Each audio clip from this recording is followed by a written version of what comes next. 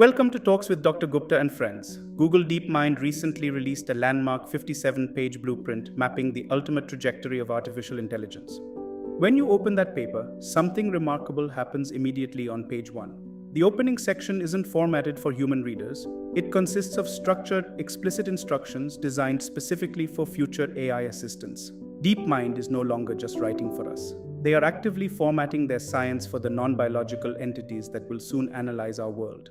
To understand where this trajectory leads, we must completely redefine the finish line. Public discourse remains obsessed with artificial general intelligence, or AGI. In elite research labs, AGI is treated as a minor milestone, a system performing at the level of an average human college graduate.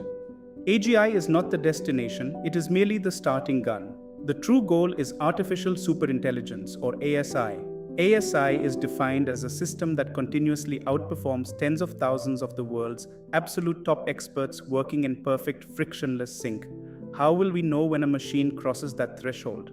Demis Hassabis proposes a definitive benchmark, the Einstein test. You restrict an AI system strictly to physics knowledge prior to the year 1901. You then ask it to independently deduce special relativity entirely from scratch. This test demands genuine scientific novelty, stepping past human data and interpolating into the unknown. To reach superintelligence, systems will not rely on a single monolithic brain.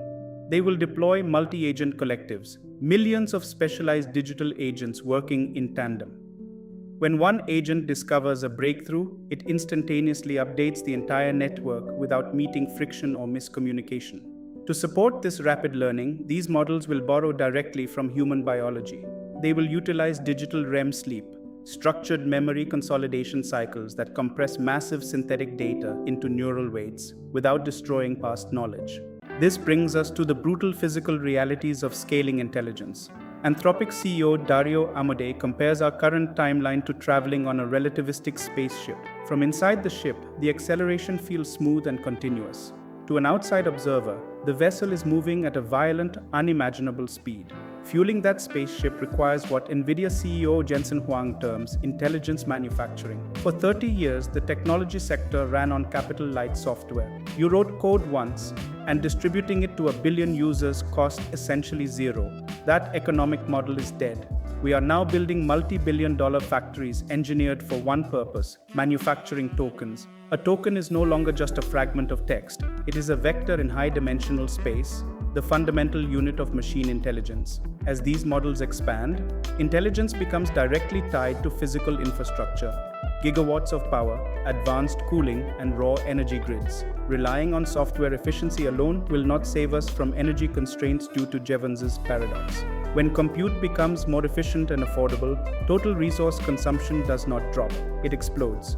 Lower costs simply incentivize us to assign the AI exponentially harder problems. We are rapidly approaching the abstraction barrier, where superintelligent systems will operate in multidimensional geometries that human language cannot articulate.